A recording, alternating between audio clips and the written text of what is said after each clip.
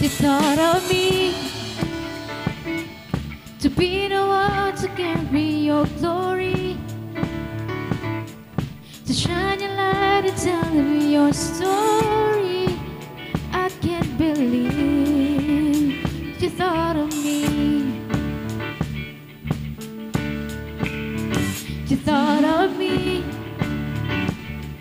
to be the one to shout your victory, to share your love and set the captives free. I can't believe you thought of me. Oh, the whole world is full of your glory. All of creation sings out your praises. Oh, my heart will never stop singing. I was created for this, for your glory, for your glory. And now we see your promises much bigger than just me. You gave your life so we can be redeemed. I can't believe. And now we see, oh, the whole world is full of your glory. All of creation sings out your praises. Oh, my heart will never stop singing. I was created for this. Oh, the whole world is full of your glory. All of creation sings out your praises. Oh, my heart will never stop singing. I was created for this, for your glory, for your glory, for your glory, for your glory.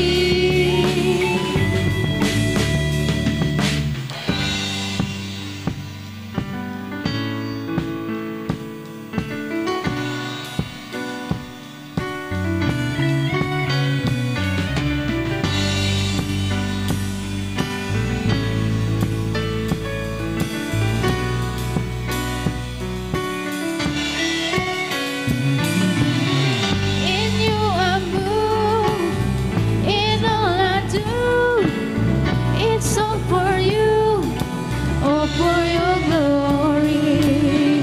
In you I move, in all I do, it's all for you, all for your glory. Oh, the whole world is full of your glory. All of creation sings out your praises. Oh, my heart will never stop singing. I was created for this, for your glory, for your glory.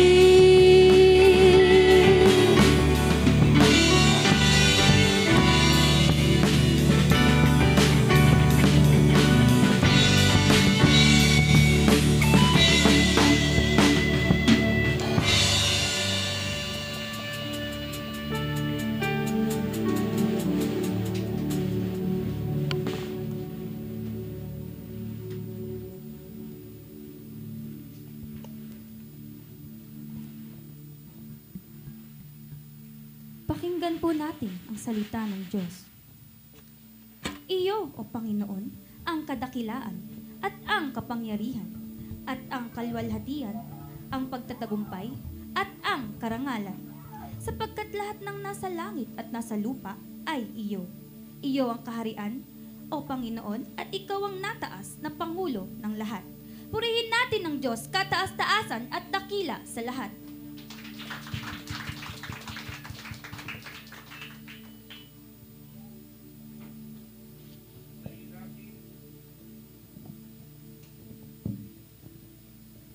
Purihin natin ang Panginoon. At sa gabing ito, no, siguro, panahon na para tayo po ay muling magbigay ng kagalakan sa ating pong paglilingkod at pagpupuri sa ating Panginoon. Amen? Ganun po talaga. No? So, mga ilang araw po tayo naging malungkot dahil po sa mga kapatid natin na nagsipagalis, ganun ang kanilang desisyon. Ang mahalaga po sa ngayon, maibigay naman natin yung ating mga sarili sa Panginoon.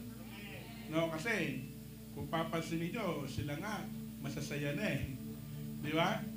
Na naglilingkod sa sinasabi nila, why not tayo ay naglilingkod sa talagang tunay at buhay at makapangyarihang Diyos. Amen? Kaya magalak po tayo sa isa't isa. No? Huwag natin hayaan yung damdamin natin ay makain ng kalungkutan. Kasi ang gusto ng Panginoon kapag tayo po yung maharap sa Kanya ay mayroong ngiti at galak. No? Kaya nga, kung papansinin po natin, pag tayo'y umaawit ng mga papuring awitin, mayroong mga kagalakan yun. Di po ba? Kaya sa oras pong ito, ay para po tayo'y makasamba ng malaya, ng may kagalakan sa Panginoon, let us focus our mind through the Lord our God. No? Sa Kanya natin itoon ang ating pong damdamin, ang ating pong puso o isipan, paningin, para po tayo ay malaya na makapagpupuri sa Panginoon. No? Kaya tayo ngayon ay patuloy na pinagtatagumpay ng Panginoon sapagkat napakabuti ng ating pong Panginoon na sinasamba. Kaya ayan po natin na ang ating pong buhay ay maibigay po natin sa Panginoon sa mga oras na ito. No? Wag na natin silang isipin muna. Ang isipin natin kung paano tayo makapagbibigay ng kapurihan sa Panginoon. No? Kaya sa oras na ito, tayo po ay magpasimula sa pamamagitan ng pananalangin. Dakilang Diyos, salamat sapagkat Ikaw ang aming pong pinaglilingkuran. Hindi kami naglilingkod sa kanino man, kung kaya't kami, Panginoon, ay narinito. Nais namin, Panginoon, ay Ikaw ay pasalamatan. Nais namin ay Ikaw ay mabigyan ng kaluguran. Sa pagdako namin sa lugar na ito, hayaan po ninyo na maibigay po namin ang aming pong buong puso, ang aming pong buong isipan, upang kami, Panginoon, ay makapagpuri at makapagpasalamat at maitanghal ng may kagalakan sa lugar na ito, Panginoon, na Ikaw ang siyang aming pong papupurihan. Panginoon, salamat sapagkat hindi kayang limitahan ng dami ang iyong presensya. Naniniwala pa rin po kami, Panginoon, ang iyong presensya ay nasa aming pong kalagitnaan. Sapagkat sinabi mo, Panginoon, 2 o 3 na nagkatipon sa iyong banal na pangalan, Ikaw ay nasa aming pong kalagitnaan. Naniniwala rin po kami, Panginoon, na hindi ka nagbabago. Ikaw ang Diyos noon, ngayon at magpakailanman. Kaya naman, Panginoon, sa oras na ito, pakapuspusin po ninyo kami, Panginoon, ng iyong banal na Espiritu, upang sa gayon ay magawa namin ang mga bagay na espiritual na makapagbibigay ng kapurihan sa iyo at kalukuran. Nais po namin, Panginoon, na magamit ang bawat isa para sa iyong ikararangal. Salamat po sa pangunguna na gagawin mo, Panginoon, sa oras na ito. Ito po ang aming dalangin sa pangalan ni Jesus namin, Panginoon. Amen. Sound check. Good evening, church. Sa 3 araw po ulit na hindi tayo nagkita, marami pa rin pong ginawa ang kaaway upang tayo ay hadlangan dumako sa lugar na ito. Pero gaya po na ginawa natin ng linggo, gawin po natin ulit yung pagpag. At sa habang ginagawa po natin ito, atin pong ipanalangin, Panginoon, itinataas namin sa iyo lahat. We surrender it to you all, Panginoon. Lahat ng pagsubok, lahat ng kasakitan, lahat ng kalungkutan, Panginoon, alam namin na natapagtagumpayan na namin dahil we are already victorious in your name. Amen po ba? Okay na po ba? Parang hindi pa po masaya ang lahat. Tingnan mo nga po yung kapatid nyo kung masaya. Sama-sama po tayo umawit sa Panginoon at tayo yung magsaya, umawit ng may kagalakan dahil ang Diyos natin ay buhay.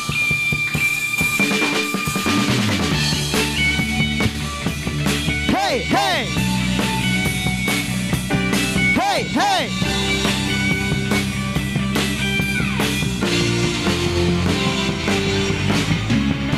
Dakilang biyaya, kami pinalaya mula sa bihag ng kasalanan. Amen. Thank you, Lord. Pinatawan, pinagpala ng lubusan.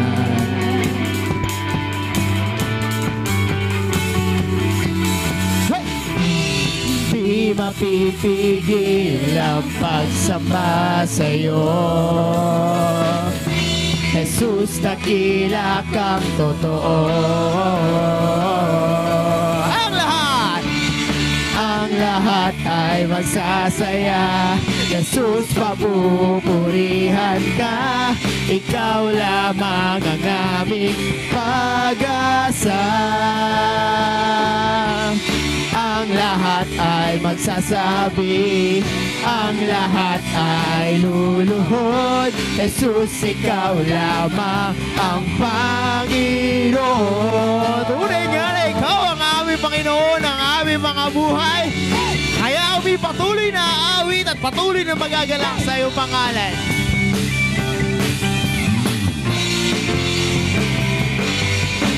Minsan ba? Dakilang biyaya, kami pinalaya mula sa bihag ng kasalanan. Pinatawan, pinagpala ng lubusan. Di mabibigil, di mapipigil ang pagsamba sa'yo. Jesus, dakila kang totoo. Ang lahat ay di mapipigil, ang lahat ay magsasaya. Jesus, papupurihan ka. Ikaw lamang ang aming pag-asa. Ang lahat ay magsasabi, ang lahat ay luluhod. Jesus, ikaw lamang ang Panginoon. Bisan pa ang lahat, ang lahat ay magsasaya.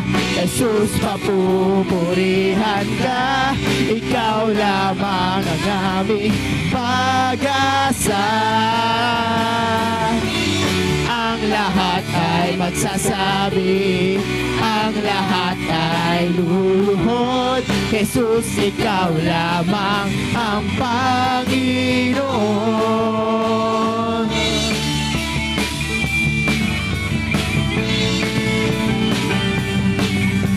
Salamat, Panginoon, dahil ikaw ang aming Diyos at patuloy kami ang awit dahil sa presensya mo ay langit ang amin nadarama.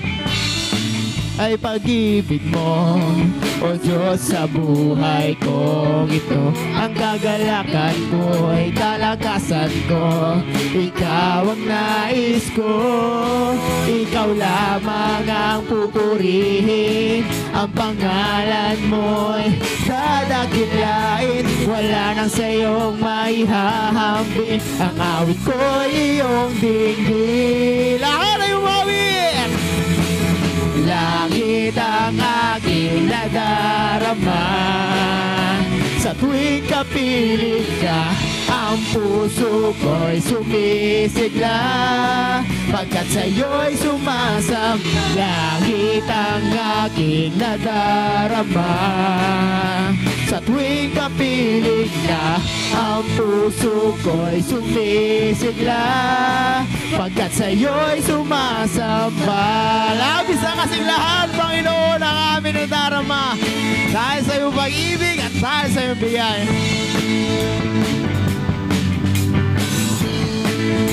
Minsan pa, ang kailangan ko ay pag-ibig mo, o Diyos, sa buhay ko. Ito ang gagalakan mo, ay kalakasan ko.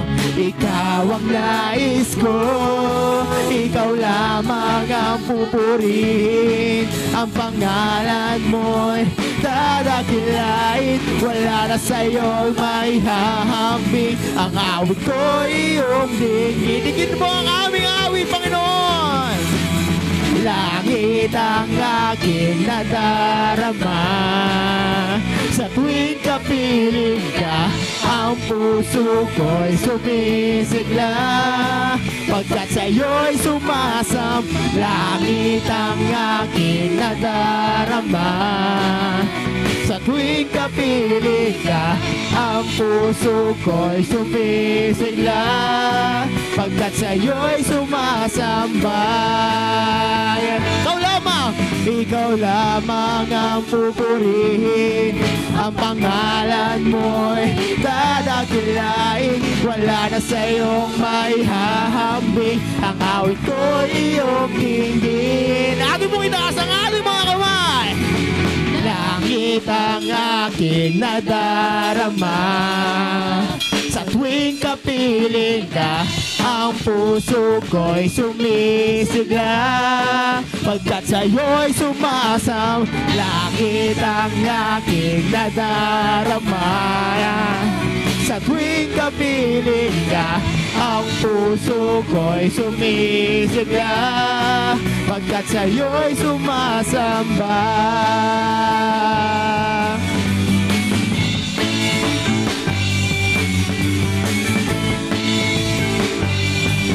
Kami patuloy na sasamba sa iyong pangalan, Panginoon. Kami nagpapasalamat sa iyong kalakasan, sa iyong awat, pag-ibig, Panginoon. Kaya kami naririto ay dahil lamang sa iyong biyaya. Kaya patuloy naming aawitin, Panginoon, ang iyong dakilang pagmamahal.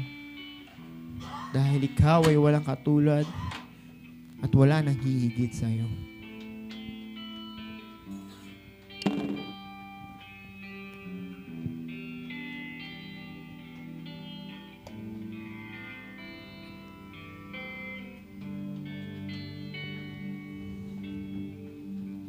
Sa pagmamahal ng Diyos, sino ang makahihigit? Mayroon ka bang nababati? Bugtong na anak, hindi niya ipinagkait. Nanaog sa mundo, nagdusa at dumanas ng libong sakit. Oh, purihin ka sa dakilang pagmamahal mo.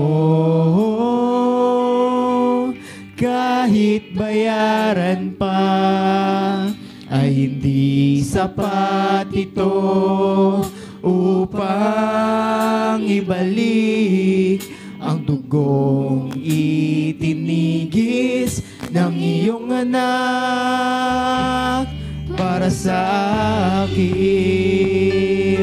Ginawa na, Panginoon, ang iyong dugo ay sapat na.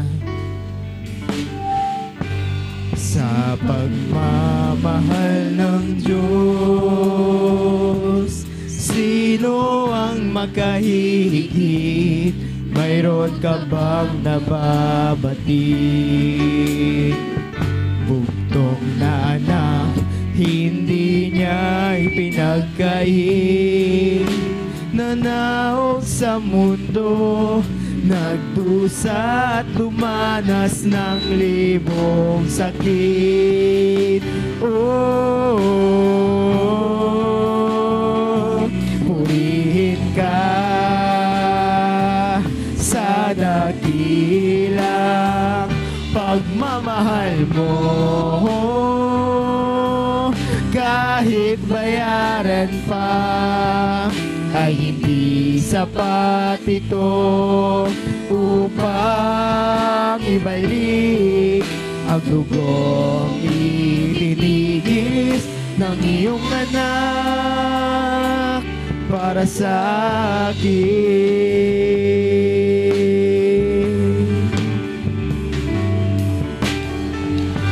Dakilang Diyos kay buti mo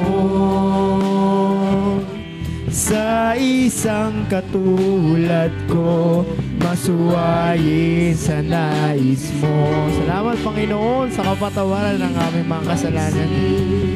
Laki ng pagmamahal mo, tinanggap pa rin ako, pinatawad sa mga kasalanan ko. Oh, purihin ka sa dakilang pagmamahal mo.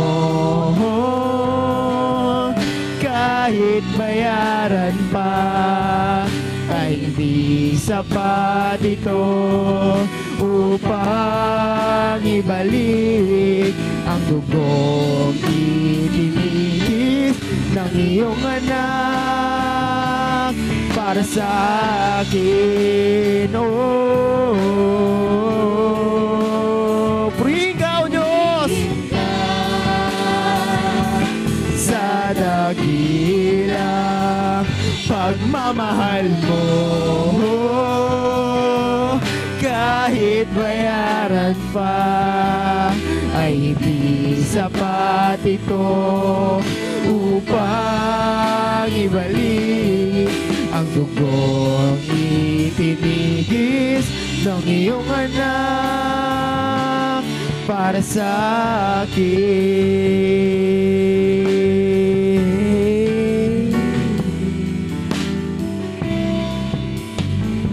Ating patuloy na awitin ang pag-ibig ng Panginoon. Pag-ibig mo, Diyos, na ibinigay mong lubos, di man nararapat, inibig mo pa rin ang tapat. Kami pinili mo, kami pinili mo, at labis ang lugod dahil pinaranas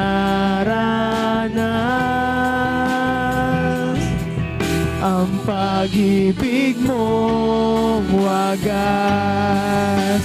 Ika'y pupurihin, aming Diyos ng pag-ibig.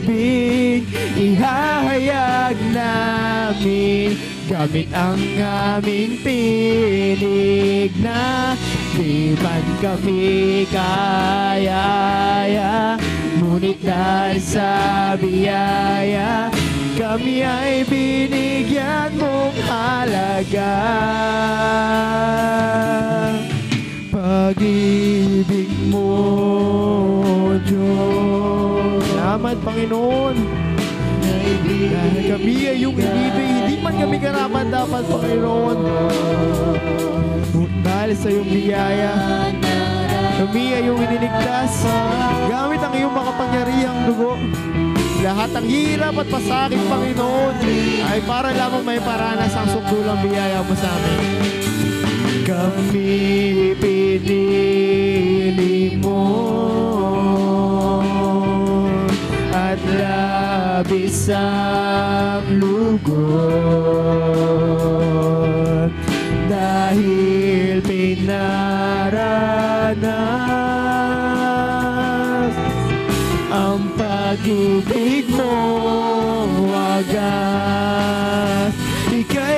pupurihin aming Diyos ng pag-ibig.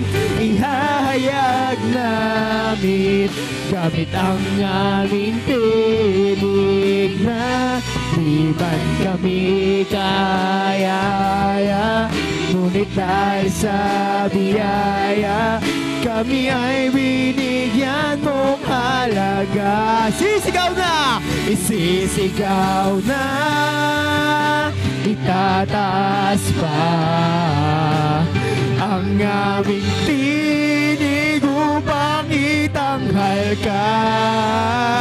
Isisigaw na, itataas pa ang aming tinig upang itanghal ka. Di man kaya, di man kami kaya, ngunit dahil sa biyaya kami ay binigyan mong halaga. Minsan pa!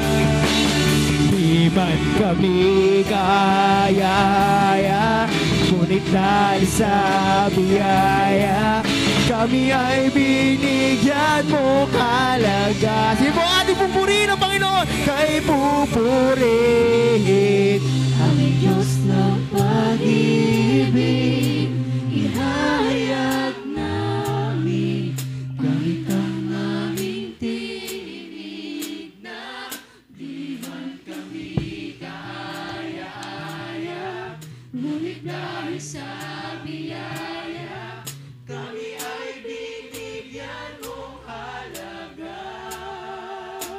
Ika'y pupurihin aming Diyos ng pag-ibig, ihahayag namin gamit ang aming tinig na di man kami kaya, ngunit dahil sa biyaya kami ay binigyan mong halaga. Isisigaw na, itataas pa ang aming tinig upang itanghal ka. Isisigaw na, itataas pa ang aming tinig upang itanghal ka. Di man kami kaya, ngunit dahil sa biyaya kami ay binigyan mong halaga.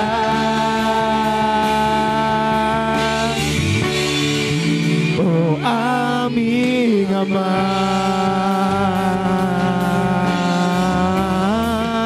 o aming Ama,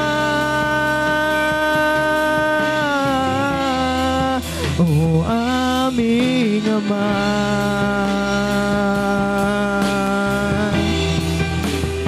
sa'yo ang papuri kadakilat, Panginoon.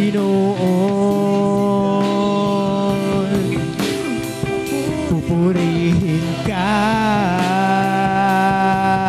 dakilang hari, makapangyarihang Panginoon.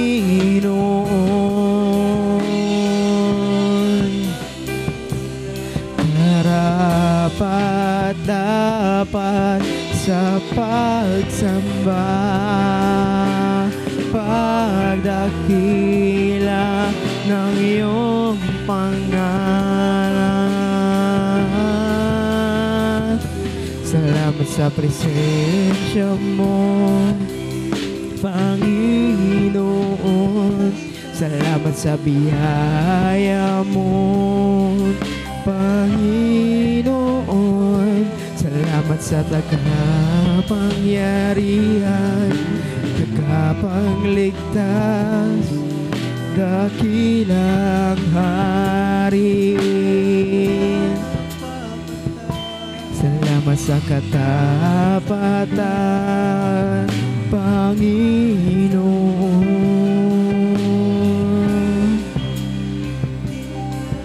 Purihin ang ngalan mo, Panginoon.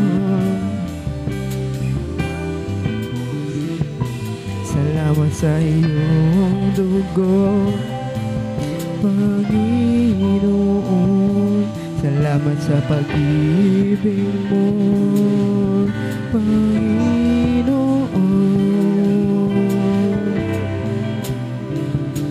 Sa'yo ang papuri at pagsamba.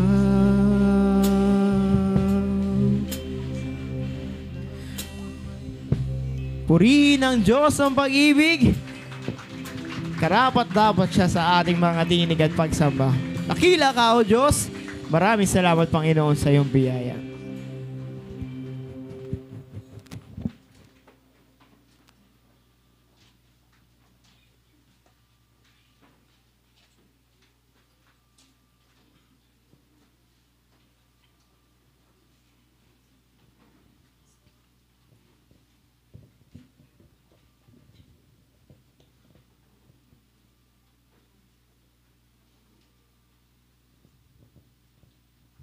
Amen.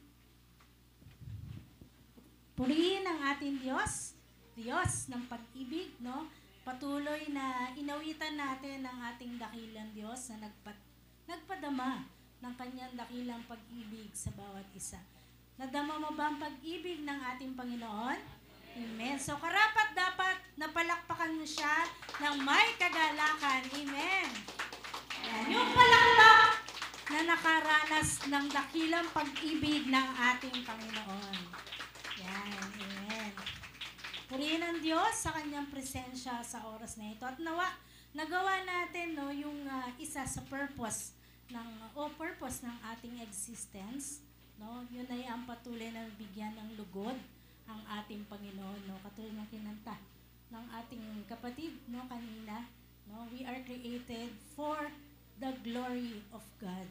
Amen. At patuloy natin siyang bigyan ng kapurihan no, sa ating bawat pagdalo sa mga pagtitipon, kagaya po nito. No? At naway patuloy na maging masamyong handog ang lahat ng pagpupuri na ating ginagawa sa ating Panginoon. No? At sa oras naman pong ito, patuloy natin bigyan ng pasasalamat, ng kagalakan, no, ng kaluguran ng ating Panginoon sa pamamagitan ng pagpapatotoo. Yan, no? Ngayon po, wala po tayong naka-assign yan, sa testimony dahil umalis na po yung mga naka-assign. Kaya, we are open po ang slot ng testimony. Sino po ang gusto magpasalamat, maghayag ng kadakilaang bagay na ginawa sa kanya ng Panginoon nakaraan, kahapon, kanina. Yan, mga bagay na natutunan po natin sa salita ng Diyos sa nagdaang mga pagtitipon. Sino po? Yes po. Tawagin po natin, palakpakan po natin ang ating Panginoon sa buhay natin kapatid, Sister Perla. Magandang gabi. Magandang gabi mga kapatid. Meron po akong palaging nilalagay sa isip ko whenever tayo ay dadako sa gawain ng pagtitipon. Sabi po ng Bible, I was glad when they say unto me, let us go into the house of the Lord.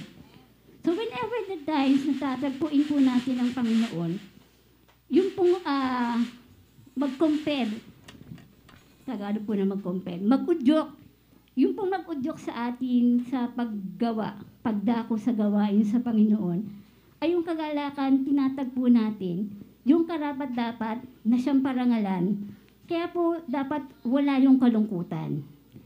Kasi yung panahon ni Nehemiah, kung nabasa niyo po yun, ang isang hari, ayaw na yung isang lingkod niya ay dumadako sa kanyang harapan na malungkot. Kasi kapag ka po nakita siyang malungkot, ang kaparusahan po doon ay kamatayan. So, okay po. Nagkaroon na po na we have overcome to sympathize at nandun po yung feeling. Pero sabi nga po, do not let your emotion supersede na meron kang logical thinking. Kapag nagpapadala tayo sa kalungkutan, hindi rin natin napaparangalan ang Diyos. So sino po ba yung pinakamahalaga na palaging dapat nating pag-ukulan ng pagpapasalamat? Yun lang pong isipin natin na mabuti ang Diyos, na dakila ang Diyos. Sapat na po yun eh. Kasi sabi nga nila, the person you love the most is the person that will hurt you the most. Tama po yun?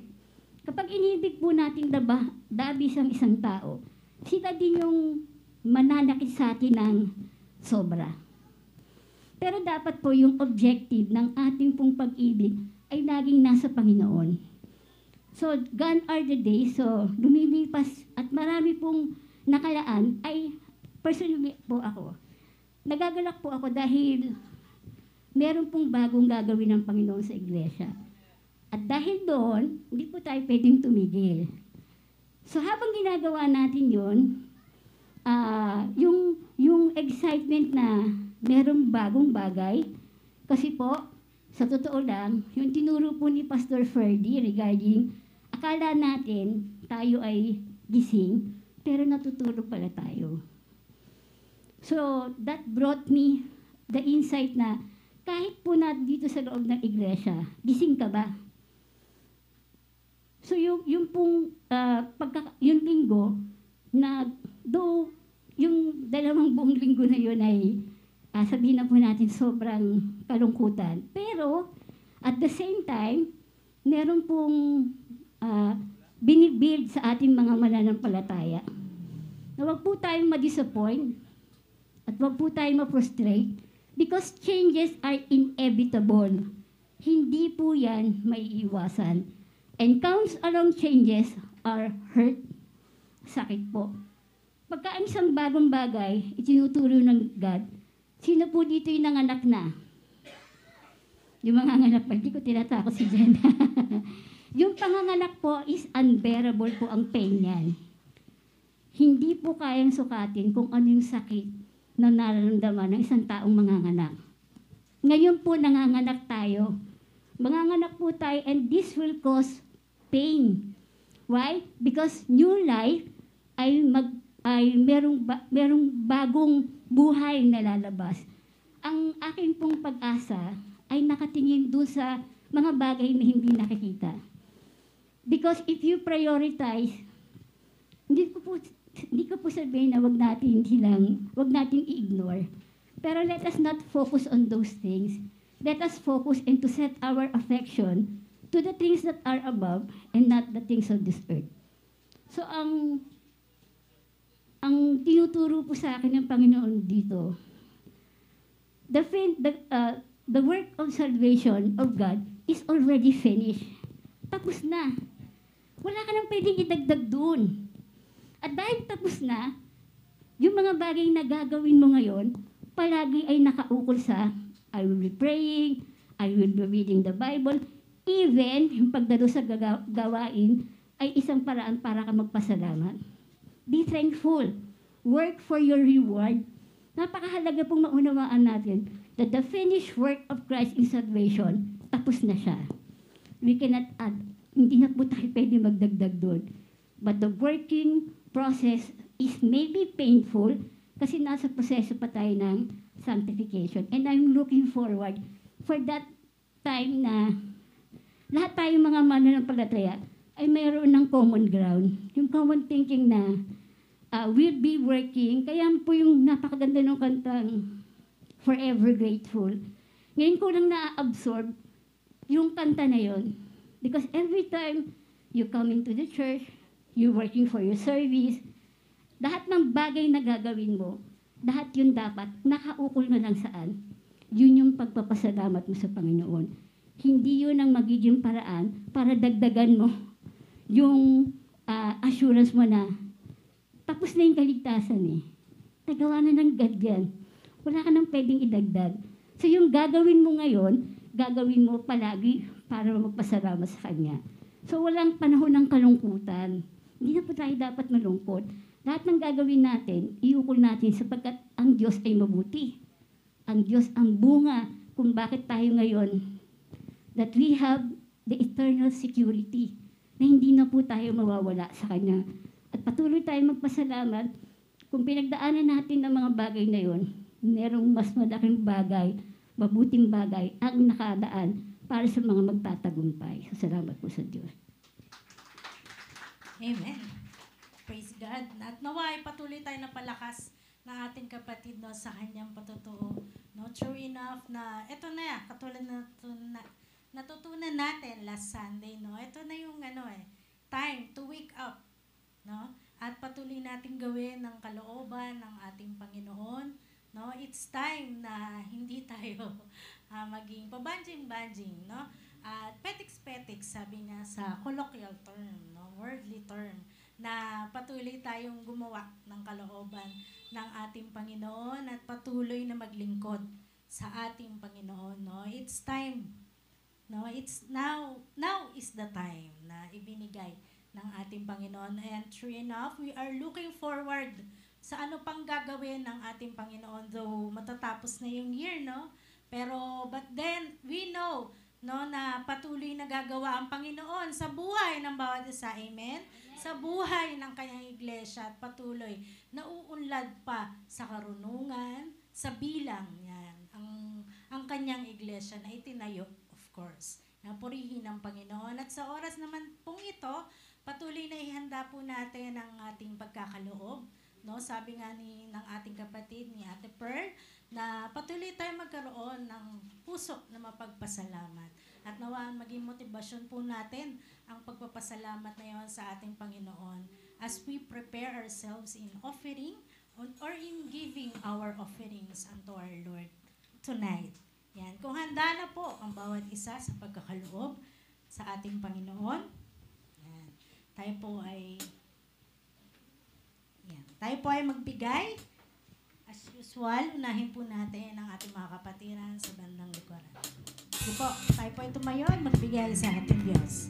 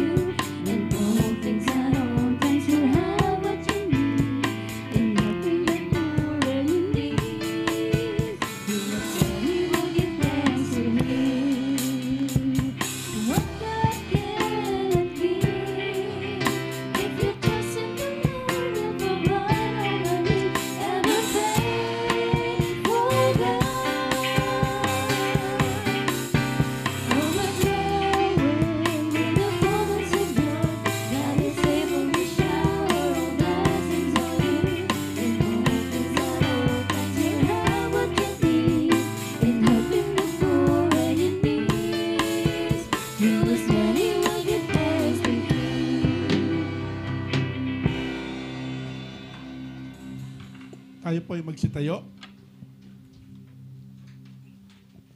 Ating ituon ang ating pong mga kamay sa ating pong mga kaloob. Dakilang Diyos, salamat po. Ikaw ang tunay na nagpapala sa bawat isa sa amin. Patuloy mong pinapasagana ang aming pong mga kabuhayan. Salamat po, Panginoon, sapagkat ang mga kaloob na ito ay bunga ng iyong pagpapala na ginagawa mo, Panginoon, sa bawat isa. Salamat po, Panginoon, sapagkat tunay nga po na ang mga pagpapalang ito ay nagmula po sa iyo, kung kaya't ito po ay hindi po namin dapat ipagkait, kundi patuloy po namin na nasain at gawin, Panginoon, ang iyong kalooban, na sa tuwing kami dadako sa iyong harapan, ay patuloy kaming maghanda at magdala ng aming pong mga handog. Tunay, Panginoon, na ikaw ang tumutugon sa lahat ng aming pong mga pangangailangan. Ikaw rin po, Panginoon, ang siyang nagpapala sa mga hanap buhay na ipinagkaloob po ninyo.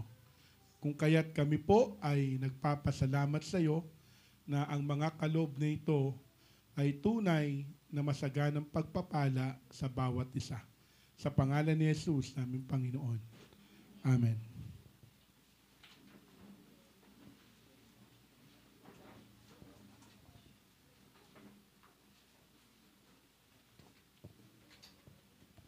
Amen. Patuloy na palain po ang bawat isa sa mga kaloob na ating pong ibinigay sa ating Diyos. Yan, sorry po. Sa atin naman po mga announcement, starting on Sunday, September 7 po, yan, pinapa-announce po ng ating mga lingkod na sa Sunday, ang Sunday School po o ang ECS ay meron na pong bagong schedule. Yun ay 8 a.m. to 9 a.m. Yan. So, sa lahat po ng parents, yan. Sabi po, this change is effective immediately.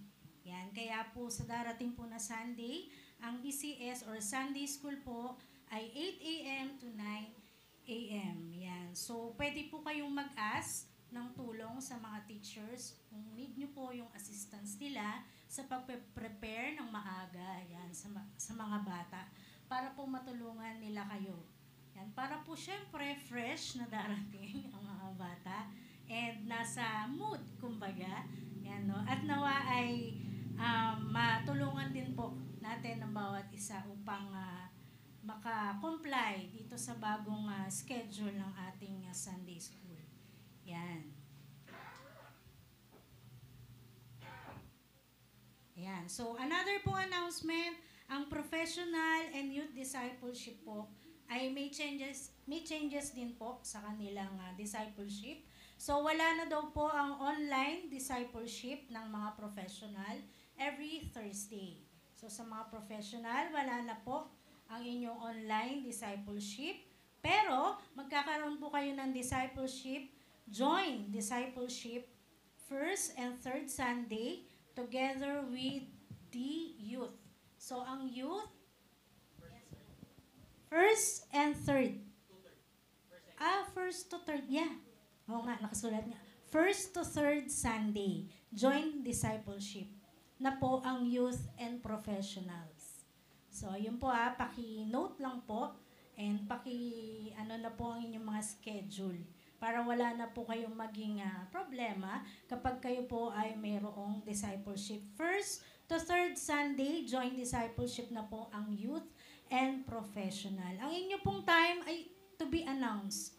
No, halimbawa, sa next Sunday o sa Sunday na darating, i-announce na po kung ano pong oras ang inyong youth. Okay? Depende po yan sa mapag-uusapan at sa availability ng bawat isa. Ganun din po sa ating pong last announcement. Ang Team Cornelius o yung ating pong evangelism team ay meron pong meeting sa Saturday, September 6, 2025. At yan po ay 10 a.m. to 4 p.m. Sa mga nandoon po sa ating Team Cornelius, meron po kayong meeting sa Saturday, September 6, 10 a.m. to 4 p.m. Sa panguna po yan ni Pastor Ferdy. No? Sa panguna po yan, siya po yung mag-spearhead ng inyo pong meeting. Yan po. Nawa ay na-take note po ang ating mga announcement. Yan sa oras na ito at sa darating po na Sunday na yon mangyayari. And Saturday para po sa mga evangelism team. Yan. Meron po akong nakalimutan na announcement. Or meron pong gustong pa. Men and women. Ayan. So, join na rin po ang ating men and women discipleship. Yan po ay every last Sunday. Basta po merong communion. Tama? Yan. Basta meron communion, meron po tayong join women and men fellowship or discipleship. Kaya see you po sa ating mga discipleship at naway patuloy na matuto ang bawat sa salita ng Diyos, lumago sa pagkakakilala pa sa ating Panginoon.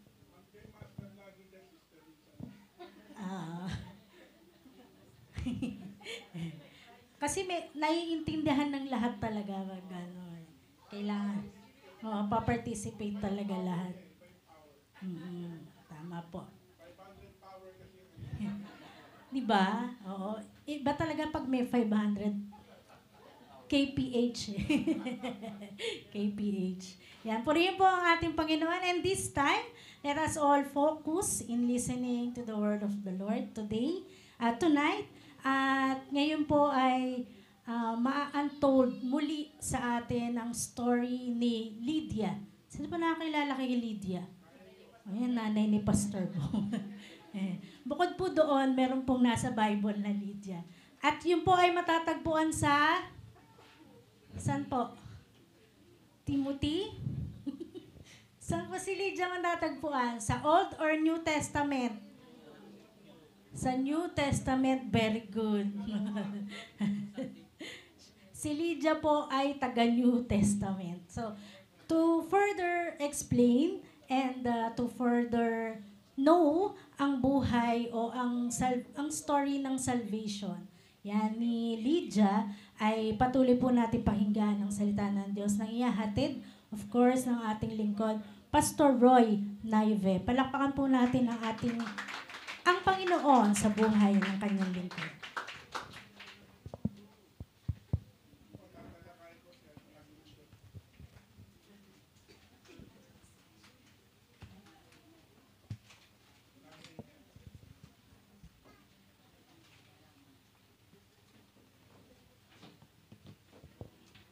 Puri po ang Diyos sapagkat tayo ay dinako muli sa gawain ng Panginoon. Magpatuloy po tayo palagi sapagkat marating po talaga ang mga ganitong pangyayari sa buhay po natin.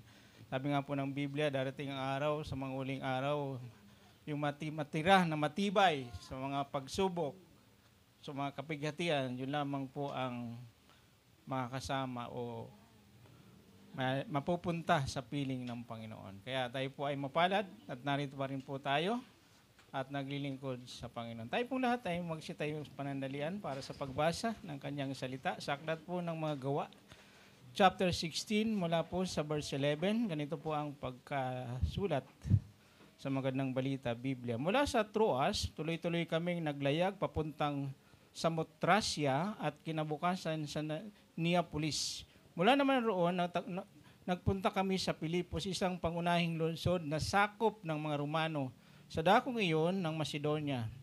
Nanatili kami roon ng ilang araw at ng araw ng pamamahinga, lumabas kami ng lungsod at nagpunta sa tabing ilog sa pag-aakalang doon ay may pinagtitipunan ng mga Hudyo upang manalangin. Naupo kami at nagipag-usap sa mga babaeng nagkatipon doon, kabilang sa mga nakikinig ang isang sumasamba sa Diyos na nagngangalang Lydia, na taga Tiatira. Siya ay isang negosyante na nagtitinda ng mamahaling tilang kulay ube.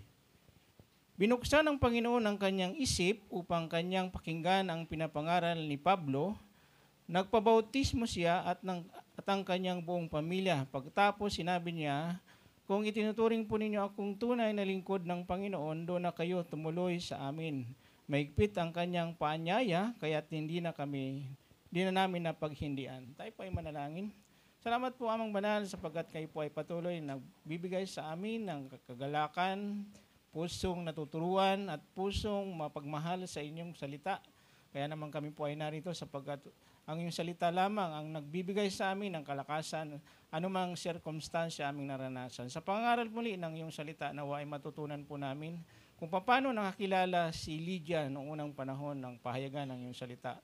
Upang ito rin po ang aming maipakita at magawa sa mga taong aming pong papahayagan. Nawa sa oras pong ito, kayo po ang tunay ng tagapagturo at kayo po ang aming masamba sa buhay po ni Lydia. Sa pangalan po ni Kristo Jesus, po ang dalangin.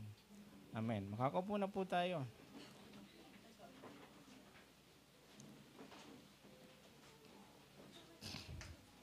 Muli po ay hindi po tayo dapat malungkot kahit na tatatlo na namang. Sabi nga po kanina ni Pastor, 2 o 3 nagkatipon ang presensya ng Panginoon ay tayo po ay mahigit sa 3, di ba? Although yun po ay sinabi para sa pagpapasya, paghahatol o Pero ito po ay nangangulugan na pwede na gamitin sapagkat ang ating ginagawa ay para sa Panginoon. At ito po ay mahalaga para sa bawat isa po sa atin. Natandaan ko nga lang po, nung konting baliktanaw lamang po, nung unang nagkaganito po ang iglesia na ating kinabibilangan, ganito lang yata kadami o ganito. At ang hindi pa ganito, hindi pa naka-aircon, ang aming pinagtitipunan. Siya, nagkakandila lang kami.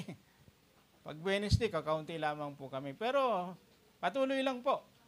Kaya lang yung mga bago nating henerasyon ay hindi po nila yon masyadong nakayanan pa. Pero makakasanayan din natin yan, yung damdamin. Sapagkat yun po ang nangyari. At nakita naman po natin, nagturo lang naman po ang ating lingkod ng katotohanan buhat sa salita ng Diyos, hindi po nila ito pinakinggan ng lubos. Kaya kapag nasa totoo po tayo, tandaan po natin, kahit ang Panginoon po ay ganun din po ang nangyari. Marami rin pong umalis sa kanyang mga alagad at sabi po niya sa kanyang mga alagad na 12, ay kayo rin, alis din ba kayo? Pero napakaganda po yung sagot ni Pedro. Saan po kami pupunta? Nasa inyo ang buhay. Ito rin po nawa ang ating pananaw sa umaga, sa araw na ito. Ang ating pong buhay hindi po nakasalig sa kanino man, sa pastor man, kundi sa Panginoon. Kaya ito po ang dapat nating pangawakan. At alam po natin na yan po ay mangyayari sapagkat nasa huling panahon na po tayo. Sinabi rin po ng Biblia, nakakunti lamang ang pumapasok sa tunay na daan o sa buhay na walang hanggang kunit. Masikip, kaya nga po, ang ating pong pananampalataya, ang buhay po natin ay po, hindi pa po totally buo ang ating kaligtasan sapagkat tayo po ay nabubuhay pa at wala pa po ang Panginoon. Magiging ganap lamang po yan kapag tayo po ay dumating o kung dumating na ang Panginoon. At kung hindi pa man, tayo po ay nagtatapat kahit na buhay pa tayo, nasa Panginoon pa tayo. Kaya bigyan po natin ng pansin sapagkat ito po ay maglalarawan kung paano po tayo nakakilala. Kasi mayroong isang kapatid dati na pumunta sa bahay na ito po ang pinanghawakan talata na sabi po niya, yun, binuksan daw po o binigyan daw po siya ng pananampalataya. Tingnan po natin sa Biblia kung totoo nga na pananampalataya ba ang binigay sa taong ito, nagkaroon ng kaligtasan. Sabi po ng Biblia, pamamagatan po natin ang kaligtasan na tamo ni Lydia. Kapangalan po ito ng nanay ni Pastor Bong, si Nanay Lydia. Ninang ko rin po yun, ninang namin yun sa kasal ng asawa ko. At ito po ay magandang bigyan pansin sapagkat kahit napag-aralan na po natin, paano po ba natamo ni Lydia ang kaligtasan? Sabi po ng Biblia, unang-una na makikita po natin, maliwanag na siya po ay pinadala sa lugar niya ang mensahero ng Diyos. Makikita po natin yan. Si Lydia po ang kahulugan ng kanyang pangalan na travel. Siya po siyang negosyanteng babae na nakatira sa Troas, ay sa Asia, na kung saan ito po ay nagpupunta siya sa Pilipos para sa kanyang negosyo. Ang estimate po daw ng lugar, paano po niya puntahan, mga 20 kilometers ang kanyang, siguro nasa mula dito hanggang Moa siguro, no? Ganun kalayo. Ganun po ang ginagawa. Wala pa pong sasakyan. Yun po ang kanyang destinasyon. At siya po ay isang babae na kung saan hindi po pinidetermine yung kanyang pangalan kung siya ba ay Hudyo o Grego. Pero maaring ang pangalan po niya ay Lydia. Ito po ay isa po siyang Greek. Unang babae sa Asia na kung saan nakakilala sa Panginoon. Na tinatawag po na ngayon sa panahon po natin sa Europe. Yan po ang kasaysayan o buhay po ni Lydia. Makikita po natin kung paano siya nakilala. Sabi po ng Biblia, sapagkat kung paano po siya nakakilala, Dahil pinadala po sa lugar niya ang mensahero ng Panginoon. Walang iba kundi si Apostol Pablo. Sapagkat kung mabalikan po natin sa bandang taas ng verse 6 ng chapter 16, makikita po natin, sabi po diyan, sapagkat binawalan sila ng Espiritu Santo na mangaral sa lalawigan ng Asya. Sina Pablo at si Silas. Naglakbay sina Pablo at sa lupain ng Phrygia at Galacia. Pagdating sa hangganan ng Misia, papasok na sana sila sa Bitanya, subalit hindi sila pinahintulutan ng Espiritu ni Jesus. Kaya't dumaan sila sa Misia at nagpunta sa Troas. Yun nga po, kaya nga po nagpunta sila, tumuloy po nila, ito na po yung verse 11. Kaya mula sa Troas, tuloy-tuloy kaming naglayag, verse 11, papuntang Samotracia at kinabukasan sa Neapolis. Mula naman doon, nagpunta kami sa Pilipos, na kung saan nandun po si Lydia. Kayong kanyang pagkakilala sa Panginoon, hindi po, alam naman natin na ang ating pagkakilala sa Panginoon, walang aksidente sa Panginoon, kundi ito po ay tinalaga ng Panginoon sa bawat isang sasampalataya sa Kanya. Sabi niya doon, mula roon, nagpunta kami sa Pilipos, isang pangunahing lungsod na sakop ng mga Romano. Sa dakong ngayon ng Macedonia, nanatili kami roon ng ilang araw. Pansin niyo po. Sapagkat yung mga tao dito ay kailangan makapakinig. At ng araw ng pamamahinga, lumabas kami ng lungsod at nagpunta sa tabing ilog. Sa pag-akalang doon ay may pinagtitipunan ng mga Hudyo o sinagoga upang manalangin. Naupo kami at nagipag-usap sa mga babaeng nagkatipon doon. Yun nga po, sa verse 14, kabilang sa mga nakikinig ang isang sumasamba sa Diyos na naggagalang Lydia. Pansin niyo po, kahit na po siya po ay hindi Hudyo, ay isang Grego, makikita natin na ang tao talaga, kahit saan lugar ay sumasamba. Ang problema nga lang po, sa mga taong palasamba, ay yung iba hindi po sa tunay na Diyos. Kaya yung bagay po na yan, maliwanag na hindi po naman talaga nawala sa kalikasan ng tao yung pag-iisip na magbigay kapurihan sa Panginoon. O kaya hanapin ang Panginoon. Nung bumagsak po ang ating unang mga magulang, nandiyan pa rin po. Kasi katulad po ni Cornelio, ang babaeng ito ay sumasamba rin sa Diyos. Tapos sabi po ng Biblia, kabilang sa mga nakikinig sa isa sumasamba sa Diyos na nagngangalang Lydia. Kaya yung kaligtasan po na kanyang natamo, dahil po sa pinadala ng Panginoon, sina Pablo sa lugar na yon at doon mangaral. Kaya sabi nga po doon, sinaway sila ng Espiritu Santo na huwag pupunta sa Macedonia. Sapagkat ito pong lugar na ito ang layunin ng Panginoon para makapakinig ang babaeng ito. At hindi lamang po siya, sapagkat kasi doon, maraming babaeng nagkatipon. Nakipag-usap sa mga babaeng nagkatipon doon sa verse 13.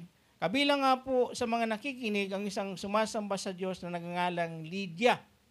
Kaya yung kanyang pagkakilala sa Panginoon, the same din po sa panahon natin. Sapagkat hindi po maaring baguhin ng Panginoon yung paraan po niya na ang taong sasampalataya. Kaya nga po siya umirang ng 12. Kasi yun ang purpose. Yun po ang gagawin. Hindi po ang anghel ng Panginoon ang magsasabi para kumilala sa Panginoon. Kasi kung anghel ang gagamitin, siyempre epektibo yan. Kasi anghel yan. Pero hindi po ganun ang ginawa ng Panginoon. Kailangan mayroon pong mga taong isugo. Kaya nga po yun po ang dahilan kung bakit ang tao ay nakakilala sa Panginoon. Dahil po sa isang mangangaral. Tandaan po natin, sabi po ng Biblia, hindi po dapat natin kalimutan na ang mangangaral po ay, yan po ang sinabi po ng Romans, chapter 10, kung makikita po natin, verse 11, dahil sa sinabi ng kasulatan, maliligtas ang lahat ng tumatawag sa pangalan ng Panginoon. Sabi niya, yun po ang paraan ng Diyos, yun po ang kanyang layunin. Kahit na po bigay ang Panginoong Jesucristo sa mga tao, inalay po niya ang kanyang buhay sa pamamagitan pa rin po ng mangangaral. Sabi po kasi diyan, maliligtas ang lahat ng tumatawag sa pangalan ng Panginoon. Sabi ni Apostol Paul, paano naman sila tatawag sa Kanya kung hindi sila sumasampalataya? Paano sila sasampalataya kung wala silang napakinggan tungkol sa Kanya? Kaya po yung pinapahayag ni na Pablo ay tungkol sa Panginoon. Sabi pa po niya, kung walang mangangaral sa kanila, at paanong makakapangaral ang sino man kung hindi sila isinugo? Kaya nga po makita po natin, sinugo sila ng Espiritu Santo ng Panginoon. Doon sa verse 6, di ba? Sa verse 7, at pagdating sa hangganan ng misa, papasok na sana sa Bitanya, subalit hindi sila pinahintulutan ng Espiritu ni Jesus, kaya dumaan sila sa Misya. Doon nga, papunta doon sa lugar na pinagninegosyohan ni Lydia. Doon po kasi siya nagninegosyo. At yung kanyang negosyo ay talagang expensive, yung kulay ubi na purpura. Ito po ay ang maaring makabili lamang ay yung mga taong may kaya. Yung katulad kay Diskaya, di ba? Yung mga ganyan, payong. Yung mga expensive yung kanyang tinitinda. Ibig sabihin, may kaya siya, negosyante siya. Pero kahit negosyante siya, yung biyaya ng Panginoon, nakarating po ang mensahero ng Panginoon, walang iba kundi si na Pablo. Kaya, yun po yung paraan ng Panginoon. Tayo po ay ganun din. Sino magsasabi dito na basta na lang siya nakakilala sa Panginoon, sumampalataya kung walang nangaral, mayroon man magsasabi?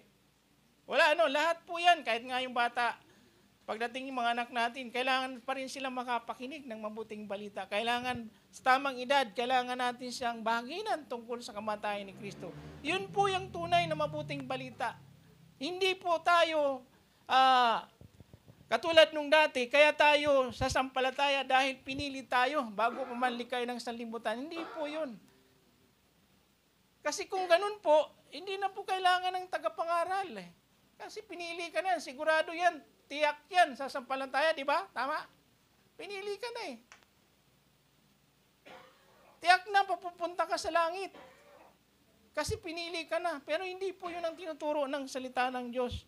Maliwanag po dyan na kaya nagkaroon ng kaligtasan, unata mo ni Lydia, sapagkat una mo pinadala sa kanya ang mensahero ng Diyos. At nakapakinig ka. Sabi kasi ng Biblia, kabilang sa nakikinig ay isang sumasamba sa Diyos. Di ba ang pananampalataya ay bungas ng pakikinig at pakikinig. Kaya kung wala po tayong, kaya sabi ng Panginoon, kadalasan ang may pandinig, makinig. At yung pinangatwiran po ng isang kasama natin, yan yung ginawa sa akin. Pero maliwanag po dito, na binigyan daw siya ng pananampalataya. Pero sa maliwanag po diyan, nasabi niyan, binuksan ng Panginoon ang kanyang isip. Hindi po binigyan ng pananampalataya. Yun po ang sinasabi. Hindi po maaaring mangyari na buhayin mo na tayo muli. Ma-born again, ma-regenerate. Hindi, kailangan mo nang mapakinggan niya ang mensahe ng Panginoon para siya pagkaroon ng pananampalataya. Ay, ng kaligtasan. Kailan pananampalatayanan mo? Yung salita ng Diyos, yun po ang kanyang ginawa. Sa ibang paliwanag po dyan, binuksan ng kanyang puso. Kaya kung mapapansin nga po natin, doon po sa talinhaga, makikita po natin doon kung bakit hindi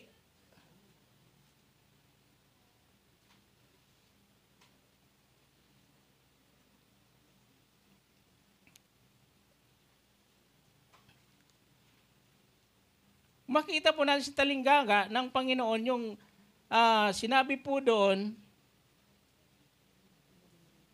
Tingnan po natin.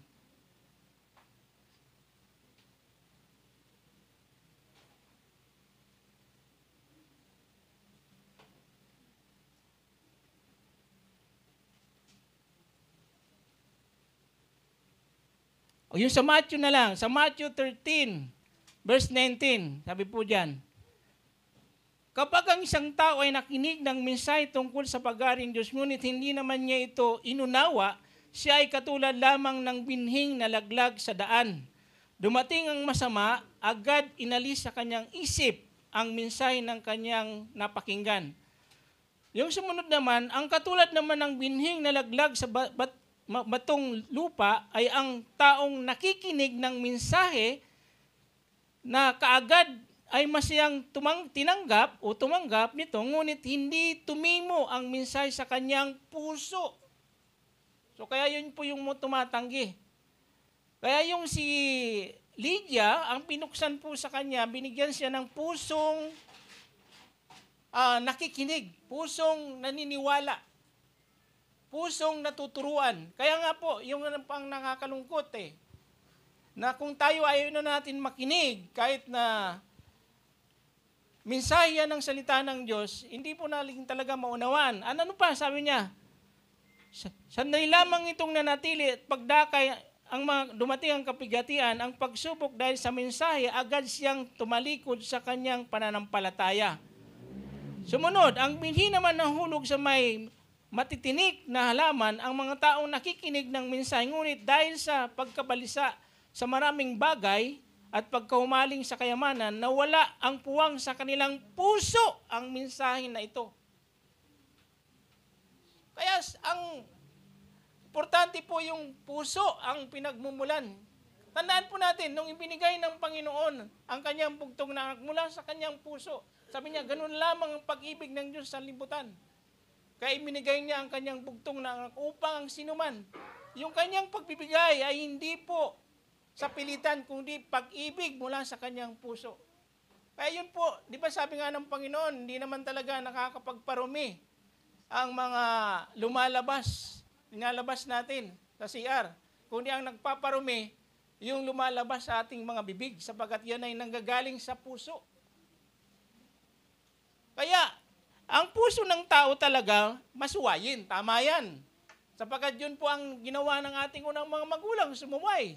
Kahit na sinabi na ng Panginoon na huwag nilang kakainin yung bunga na pinagbabawal,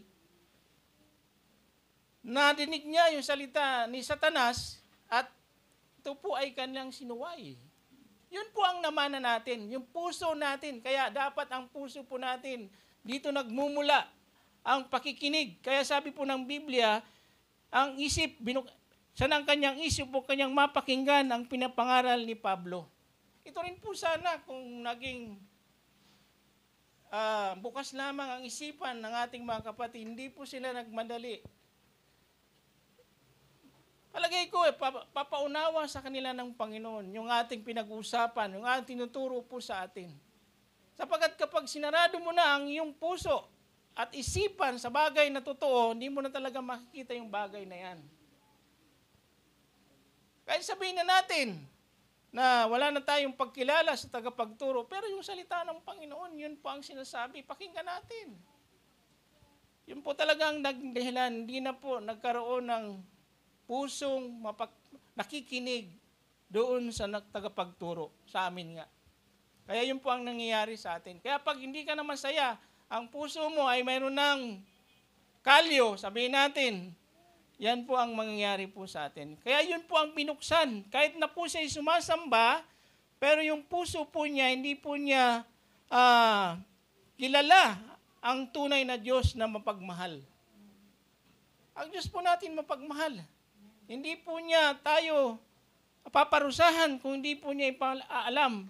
Pero sabi po ng Biblia diyan, bakit siya lamang ang binuksan ang puso o ang kanyang isipan? Sapagkat siya po ay naghahanap. Nais niya pong matutunan, makilala ang Panginoon. Yan din po ang dapat na maging kalagayan po natin. Maliwanag po dyan na pangalawa na makita po natin, kaya siya nagkaroon ng kaligtasan na tamo niya, hindi lamang pinadala niya ang mensahero sa kanya, ipinangaral sa kanila ang salita ng Diyos. Hindi po pwedeng makakilala ka na walang mangaral. Walang magsasabi sa iyo. Kaya nga po yung sinasabi namin na aralin natin. Kasi kung sila lang po mag-aaral, hindi po nila yun maunawaan talaga. Sapagkat kahit na nga po yung eunuko, titingnan po natin, palabasan na siya ng salita ng Diyos. Pero ano po ba ang nangyari? Ano po ba ang ginawa ng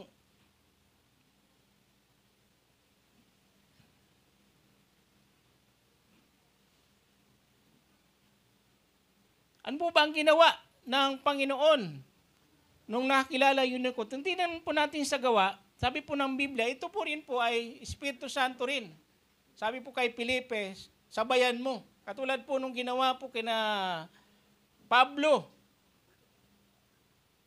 Ang minibigyan po ng gabay, yung mga ngaral, hindi po yung pinapahayagan. Maliwanag po yan. Kasi sabi po ng Biblia, verse 29, sabayan mo ang sasakyang iyon, utos ng Espiritu kay Felipe. Kaya patapong lumapit si Felipe at narinig niyang binabasa ng pinuno ng ang aklat ni Propeta Isaias. Tinanong ni Felipe ang pinuno, naunawaan po ba ninyo ang inyong binabasa?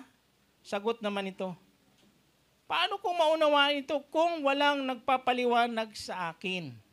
At si Felipe ay inaniyahan niyang sumakay sa karwahe at umupo sa kanyang tabi. Ito ang bahagi ng kasulatan binabasa niya. Siya ay tulad ng isang tupang dinadala sa katayan, tulad ng isang korderong hindi tumututol kahit nagupitan, at hindi umiimik kahit kaunti man. Siya'y hinamak, pinagkaitan ng karunungan, walang sino mang makapagsasalaysay tungkol sa kanyang angkan, sapagkat kinintil nila ang kanyang buhay. Nagtanong kay Felipe ang pinuno, sabihin mo nga sa akin, sino ba ang tinutukoy dito ng propeta? Sarili ba niya o iba? Simula sa kasulatang ito ay sinalaysay sa kanya ni Felipe ang magandang balita tungkol kay Jesus. At tingnan niyo po, kahit si Isaias po ang naghula niyan, nagsabi, nagpropesiyan, pero pinahayag po ni Felipe, sabi po ng Biblia, yung binabasa po niya. Kaya importante po sa atin ang palabasa ng Scripture, hindi palabasa ng komentary. Scripture po dapat ang binabasa natin kasi yun po ang ipapaalala sa atin kapag nandoon na tayo sa sitwasyon na kailangan natin patunayan yung katotohanan. So makikita po natin na kaya kailangan po ang pangaral. Kaya nga po nalulungkot po kami. Kasi sabi po nila, hindi naman masamang pagkwentuhan natin kasi po ang talagang dahilan para sa iba. Sabi po nila, hindi kami nagkakaisa doon sa bagong turo. Nag-usap. Nausap namin yung isang kasama po namin. Pag-usapan natin, pag-aralan, okay na. Aralin nga, kasi nga, yun ang tungkulin na apat ng mga aral, pag-aralan. Okay na, pero hindi pa rin pala. Kasi kahit sa aralin po nila yan, aralin nyo nga. Kahit sabi nga ni Kel, mayroon na sa atin mga nag-aaralan ng Greek. Mayroon po yan rule. Ang pag-interpret po ng salita ng Diyos, may rule yan. Hindi yan dampot ka lang ng dampot. Kaya nga tinuturo Kasi hindi po natin makikita yung isang bagay. Kaya nga po nakita po natin na mayroon talagang problema yung dati nating katuruan. Kasi dapat hindi po sasalungat sa ibang scripture din, ibang sinasabi ng salita ng Diyos. Yun po ang katotohanan po niyan. Pero hindi po nila inantay, hindi po sila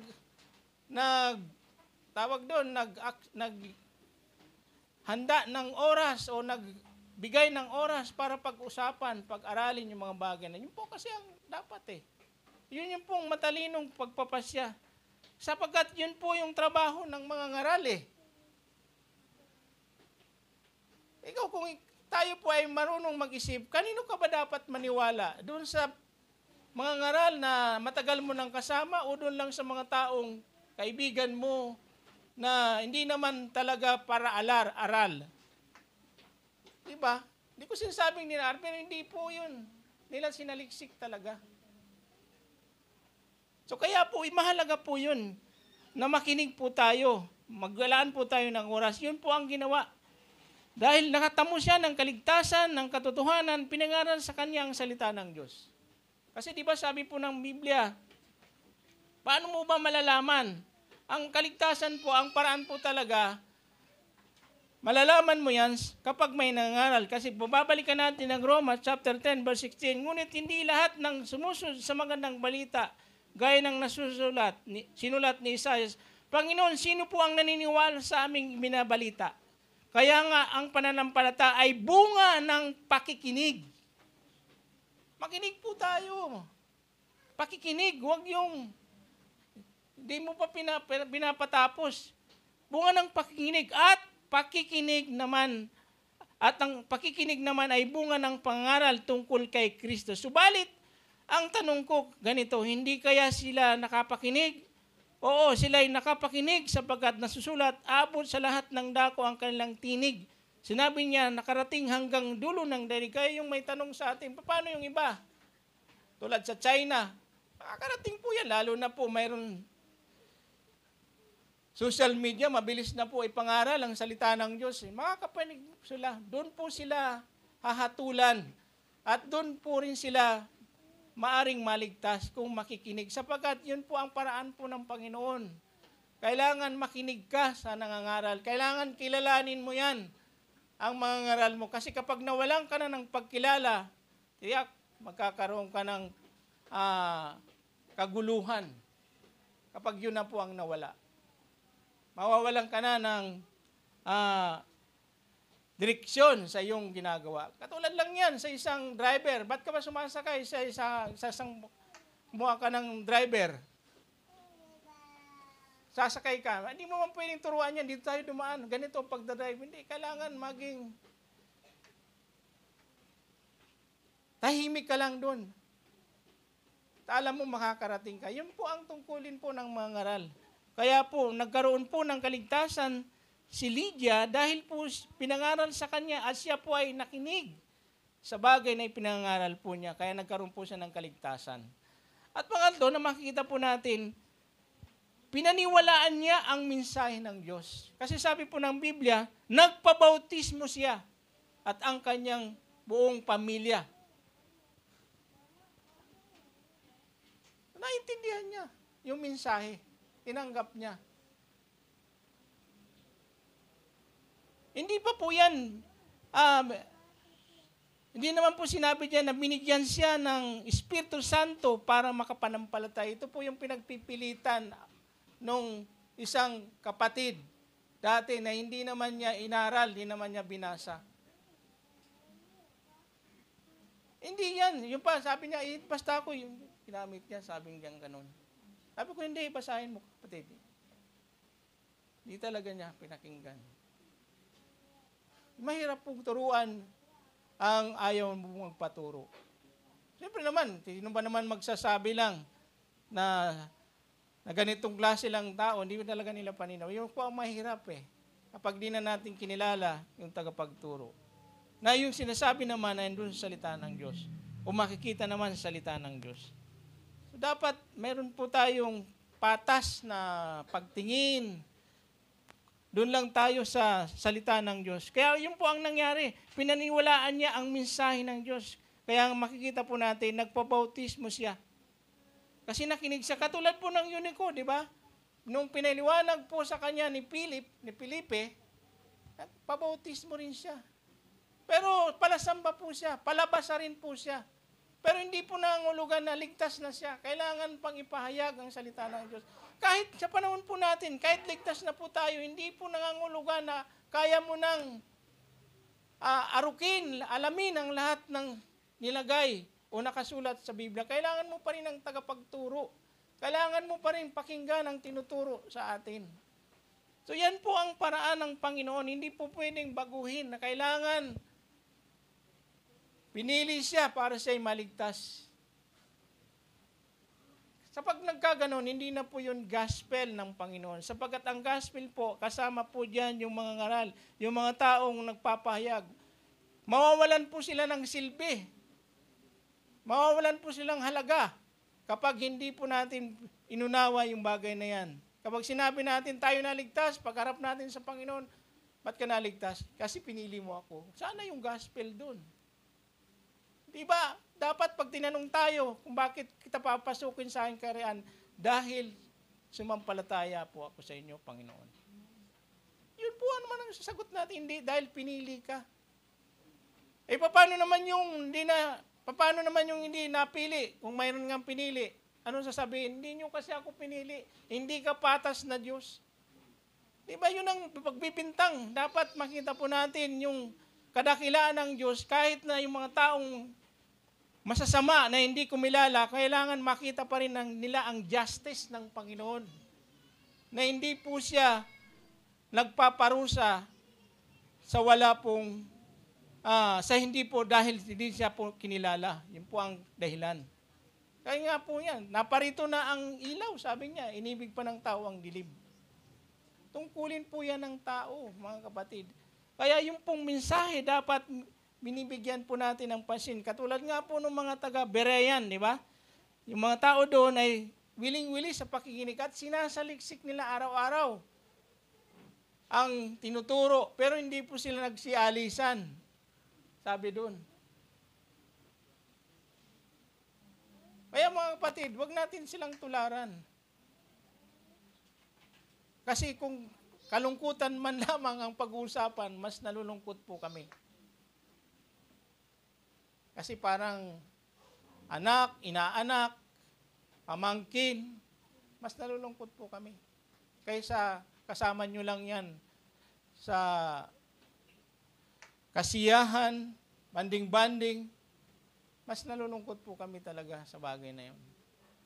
Pero wala ganun pa man, nakahanda po kami sa ganung bagay. Kaya ito rin po ang dapat tingnan po natin, na mayroon po talagang pagkataon dumating sa ganyan, pero hindi po tayo dapat mabago ang ating paniniwala sa salita ng Diyos. Pakita po natin kung anong sinasabi po ng salita ng Diyos. Katulad nung paano tayo nakakilala. Nakakilala po tayo hindi po dahil sa iyo. Kasi dito po, napaparangalan ng Panginoon lagi. Di ba? Paano natamo ni Lydia? Pinadala ng Panginoon ang mensahero niya. Di ba? Ang Panginoon pa rin ang pinakasentro ng pangangaral. Kapag ang isang tao nangangaral, hindi na ang Panginoon ang pinakasentro, hindi na ang napaparangalan, tiyak na yan po ay hindi totoong pangangaral. Kaya nga sabi natin, paano pinangaral sa kanila ng salita ng Diyos? Lagi po ang Diyos, hindi po yung pinili mo kasi ako. Binigyan mo kasi ako. O, puro sa'yo. Apelyido mo na si ko. Hindi po ganun.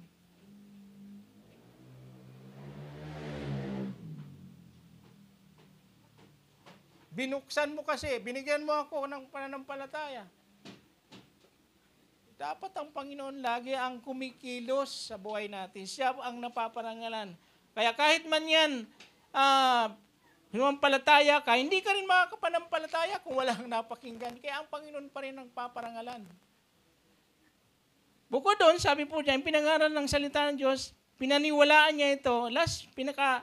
Ang apat, pinaglingkuran niya. Kasi nung matapos po niyang tanggapin ang mensahe ng Panginoon, nagpabautismo siya, ano po ang nakita ng bunga? Kaya nga po hindi natin sinasabi na ang tunay na kilala sa Panginoon ay walang bunga. Matik yan na makikita sa kanyang bunga. Kaya sabi, anong bunga na makikita po natin? Nagpabautismo siya at ang kanyang buong pamilya. Pagkatapos, sinabi niya, kung itinuturing po niya akong tunay na lingkod ng Panginoon. Tunay na lingkod, ha? Yung pa ang sabi niya doon kina Pablo, doon na kayo tumuloy sa amin. Maigpit ang kanyang anyaya, kaya hindi na namin napahindian. Sabi ni Lucas. Si Lucas kasi ang sumulat ng Acts. Kasama po sa dyan. Hindi na nila napaghinaan. Kaya ang kaligtasan po niya, pinaniwalaan po niya ng mensahe ng Diyos. Pagkatapos, pinaglingkurin niya ang mensahero ng Diyos. Ganun po niya kinilala. Dapat kung nakakilala tayo, kaya nalulungkot din ako kay Pastor Bong. Siya nangaral yan, laros ng iba nun.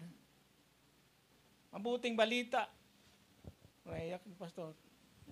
Siya ang ama kung paano nakakilala. Pinaglingkuran, pero may katapusan.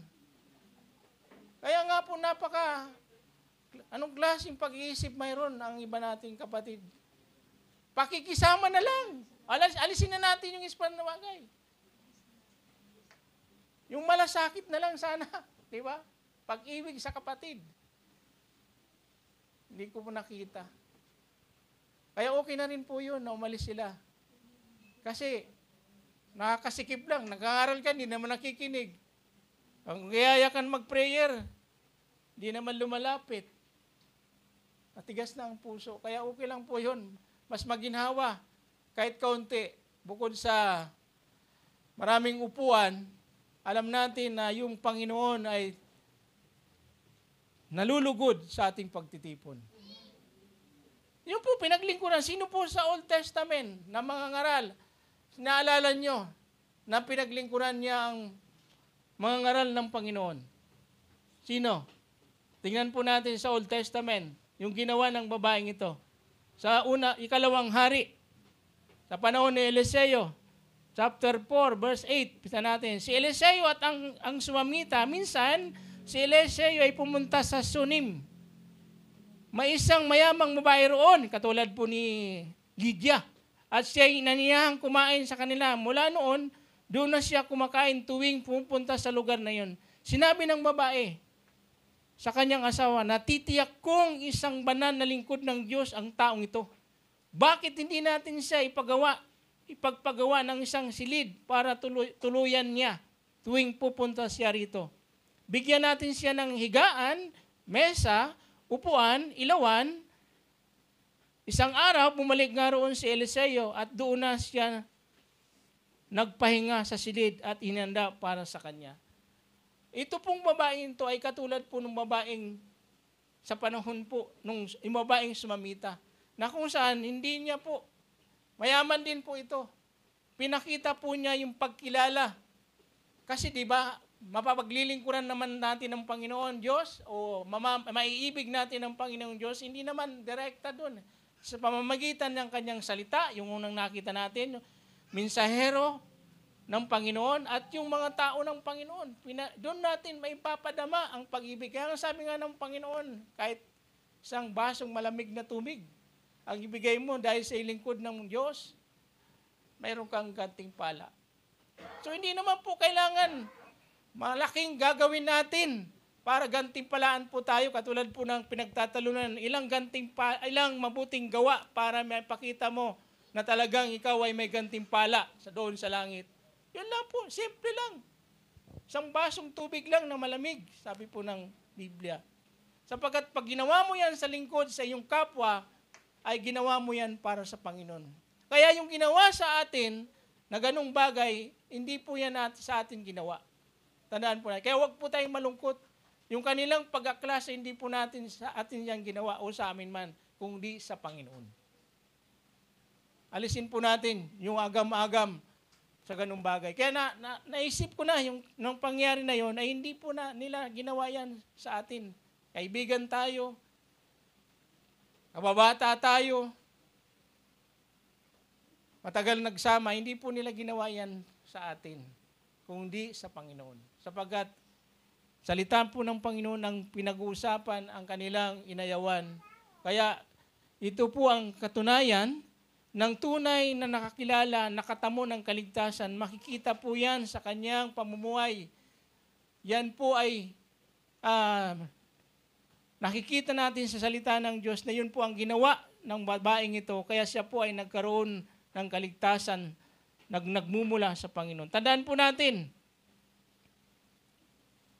na ang Panginoon po ay nagsabi ng ganito. Ano po ba? Kaya nga po, isa pa pong katotohanan, kung walang kakayahan ng tao mag-respond, bakit bibigyan po siya ng kautusan? Di ba? Di ba kayo nagtataka? Bibigyan ng utos, patay naman yung mga tao, walang kakayahan. Kaya binigyan po sila ng kautusan kasi alam nila, para malaman po nila kung anong kasalanan at mali. At alam natin na ang kautusan ay ang Panginoon ang katuparan. Kaya sinabi po niya ng ganito, sa Marcos chapter 12, verse 30, sabi niya, igibigin mo ang Panginoon ng Diyos. Ito po yung talagang utos. na dapat ipakita ng taong kumilala sa Kanya. Sabi niya, ibigin mo ang Panginoon mong Diyos ng buong puso at buong kaluluwa, buong pag-isip at buong lakas. Ito naman ang pangalawa, ibigin mo ang iyong kapwa gaya ng pag-ibig mo sa iyong sarili. Wala nang ibang utos na higit pa sa mga ito. Tandaan po natin, nung binigay ang kautusan sa Israel sa panahon ni Moises, ang mga tao po ay hindi nila alam kung ano ang kasalanan. Kaya ibinigay ang kautusan para makilala ng tao ang kasalanan o ano ang paglabag. Maliwanag po yan. At natapos na po, wala na po. Dumating na po ang Panginoon. Kaya ang kautusan po ay sa Panginoon. Ang kautusan ay sumampalataya lamang sa Panginoon. Yan po ang kautusan. Sumampalataya na ang Panginoon na nagbigay sa atin ng kaligtasan, nag-alay ng buhay. Kaya yun po ang pag-ibig. Dapat ipakita natin yung pag-ibig na kung saan siya ang unang umibig sa atin. Tayo po ay binigyan ng kaligtasan nung tayo po ay sumampalataya. Ganon din po dapat ang response po natin. Ibigin natin ang Panginoon sapagkat siya po ang unang umibig. Iya sa mamagitan po ng dalawang utos na binigay ng Panginoon, na ibigin po natin ng buong puso. Again, sa puso po natin. Buong puso, buong kaluluwa at buong pag-iisip. Buong lakas at buong pag-iisip. Iyan po ang kautusan na dapat taglayin ng tunay na kilala katulad po ni Lydia. Na kung saan ipinakita po niya ang pag-ibig sa mga taong ginamit ng Panginoon para sa Kanya. At ito po ay kanyang pinaglingkuran. Ito rin po ay hindi naman hinahanap namin. Pero ito po ay kusang dapat ginagawa ng bawat mananampalatayang tunay na kilala sa Panginoon. Sapagkat yun po ang kanyang tungkulin. Kahit naman po ang mga ngaral, sabi nga po ni Apostol Pablo, kung matapos natin gawin na tayo mangaral, matapos natin ang gawain, sasabihin natin isa lamang tayong taong walang kabuluhan. Ginawa lamang natin yan sapagkat ito'y tungkulin natin sa Panginoon na may pag-ibig. Kaya hindi po mahirap ang pinagagawa sa atin ng Panginoon. Sumampalataya ka lang sa Kanya na siya na ang tunay na tagapagligtas na ibinigay sa atin. Yan din po ang gawin po natin sa mga taong babaginan po natin. Pahayag ang Panginoon Kristo at kung siya'y kumilala, tiyak na mayroon po siyang buhay na walang hanggan. Ngunit kung siya ay hindi kumilala, siya po ay mapaparusahan. Ganun po ang ating itinuturo at hindi po yan binabago o nababago sapagkat yun po ang nakalagay sa salita ng Diyos. Purihin po ang pangangaral ng salita ng Diyos sa araw na ito.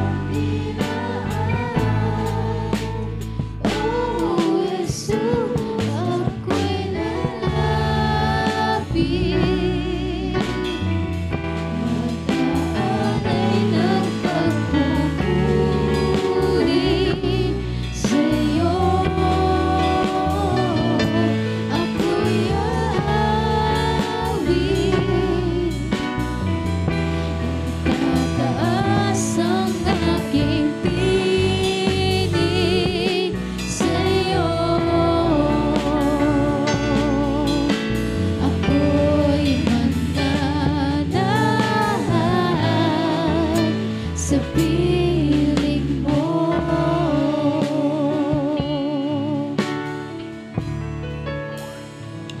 Ako ay lalapit sa iyong harapan, puso ko'y luluhod sa iyong kabanalan.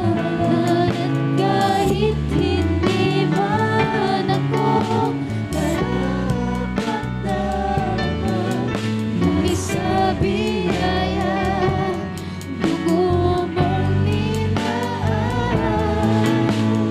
Oh, Jesus, ako'y lalapit, magkaalay ng pagpupuri sa'yo. Ako'y aawit,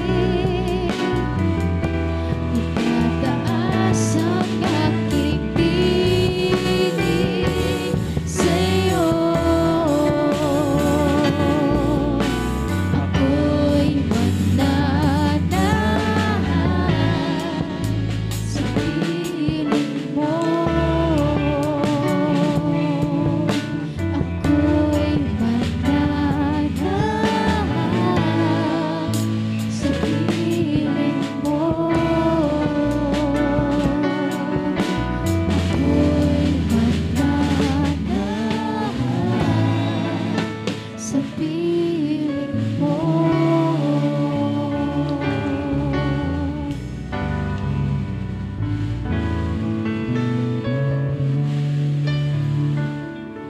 Tayo mong lahat ay magsitayo sa pangwakas na panalangin.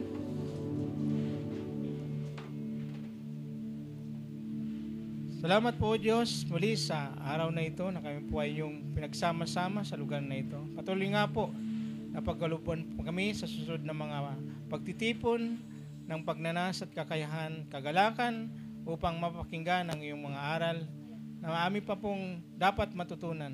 Salamat po sa oras na ito na kami po ay binigyan niyo po ng kaunawaan, nawa ay tumimo sa aming mga puso at isipan kung paano po kami nakakilala sa inyong dakilang pangalan at kung paano namin naranasan ang iyong biyaya buhat sa mapangaral ng mabuting balita.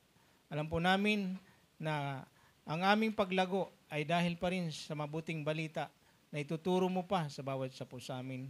Nawa ito po ay patuloy po namin nasain na bigyan ng pansin, bigyan ng panahon upang mapakinggan at pagbulay-bulayan sapagkat ito po ang nais mo. Salamat din po sa araw na ito na kami po ay binigyan mo ng kalakasan at nawa ang lahat ng mayroong kahinaang pisikal ay patuloy po namin nilalapit sa inyo na sila po ay pagalingin mo at bigyan niyo po ng panibagong kalakasan at anuman pong karamdaman walang posible na hindi mo kayang pagalingin. Ganun din po, Panginoon, ang mga may suliranin, kabigatan sa kanilang mga puso. Patuloy nga po niyo pong bigyan ng kapayapaan ng aming mga puso, mabigyan ng tunay na direksyon ang aming pong tinatahak na paglilingkod at ang aming pong mga gagawin ay patuloy na nga po namin lakipan ng pananampalataya. Ito man ay sa loob, sa labas ng iglesia, ay nawa ay patuloy po na kayo po ang maging sentro ng lahat ng ito. Salamat din po, O Diyos, sa mga nangyayari sa aming bansa na kung saan ay may kaguluhan. Alam po namin, Panginoon, na nasa inyo pa rin ang kaayusan ng lahat, maging sa iglesia na aming pinagtitipunan. Salamat po, Panginoon, sapagkat kung kami po ay dinako mo na mayroon pong kapayapaan, mayroong kaligtasan, ganoon din po ang aming pag-uwi. Samahan mo po kami, bigyan ng kapayapaan sa aming pag-uwi at maging sa aming pagtulog sa buong magdamag. Nawa ang lahat ng kagalakan ay makamtan ng bawat isa pong dinako mo sa lugar na ito. Sapagkat sa inyo po ang lahat ng kaayusan, kagalakan, kagalingan at ng pagpapala ay lahat ng ito ay buhat sa inyo. Ang biyaya at pagpapala ng ating Panginoon ay patuloy niyong maranasan at sa Kanya lamang kapurihan ngayon at magpakailanman. Amen.